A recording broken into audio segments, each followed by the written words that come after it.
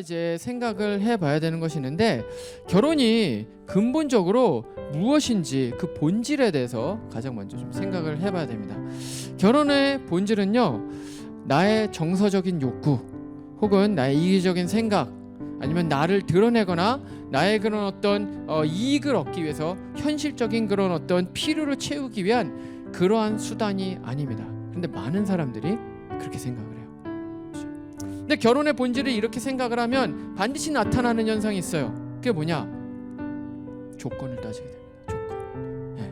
결혼의 조건, 상대방의 조건. 당연한 거 아닙니까? 그럼 조건을 따져야죠. 여러분, 당연한 게 아니에요.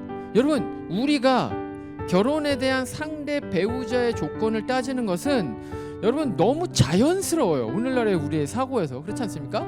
근데 여러분, 이거는 우리 오늘날의 문화가 우리에게 심어준 생각일 뿐이지 전혀 당연하지 않아요.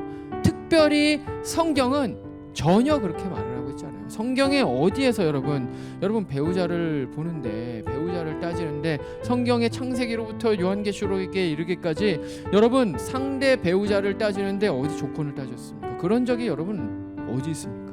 전혀 없어요. 그거는 뭡니까? 현대의 물질주의적인 세계관, 이 사회가 우리에게 주입시켜 놓은 바로 그러한 생각이라는 것이죠. 그런가 하면 어떤 사람들은 결혼의 그 본질을 계약에 두고 있습니다. 계약. 결혼이 계약입니까, 여러분? 계약이라는 것은 여러분 뭡니까?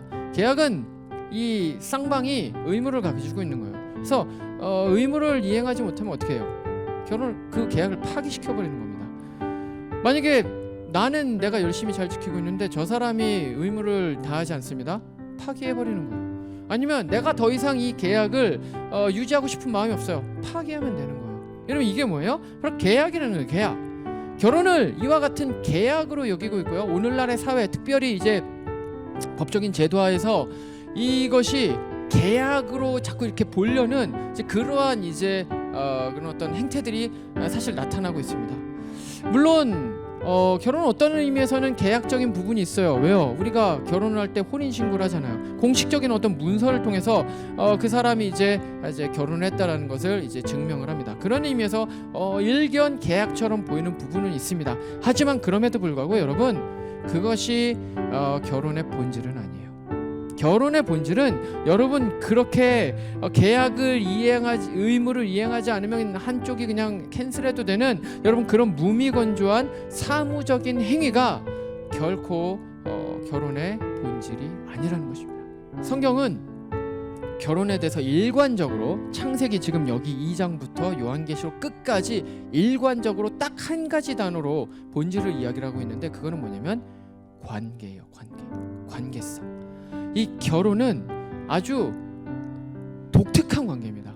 굉장히 특별한 관계예요. 이 관계는 이 세상에 어떠한 인격적 관계랑도 비견되지 않아요. 이런 관계는 없어요. 우리가 여러분 삶을 살아가면서 여러 가지 많은 인격적인 관계를 맺잖아요. 예를 들면 뭐 학교에 가서도 관계, 친구 관계 맺고요. 뭐 직장에 가서 뭐 동료들과 관계 맺고요. 아니면 취미가 같은 사람들, 동호회 관계를 맺고요. 아니면 어떤 뭐 수십 년 동안 알아온 막역한, 어떤 의미에서는 정말 가족보다도 친하다고 할 수 있을 만한 그런 어떤 친구, 이런 사람들과 인격적 관계를 맺어요. 뿐만 아니라 여러분 연애를 합니다. 사랑하는 사람과 연애의 관계를 맺어요. 근데 여러분 이런 것과는 완전히 본질적으로 다른, 실제로 여러분 연애, 어떤 사람들은 결혼 관계가 연애 관계의 그런 어떤 연장선에 있다라고 생각하는데 아니에요. 여러분 아직 결혼을 안 해봐서 모르는데 결혼은 연애랑 완전 다른 관계가 되는 거예요. 그건 완전 다릅니다. 완전 달라져요. 왜 그런지는 이제 나중에 또 이제 더 설명을 해드릴 건데, 어쨌건 여러분 중요한 것은 무엇이냐? 이 결혼의 관계는 굉장히 독특한 관계라는 거예요. 이 결혼 관계와 같은 관계는 이 세상에 존재하지 않는다라고 이야기를 할 정도로 굉장히 독특한 그러한 관계라는 것입니다. 왜? 어떤 의미에서 그러냐? 결혼은 이런 관계예요. 상대방, 배우자죠. 배우자와 나와 하나님의 삼각관계입니다. 삼각관계.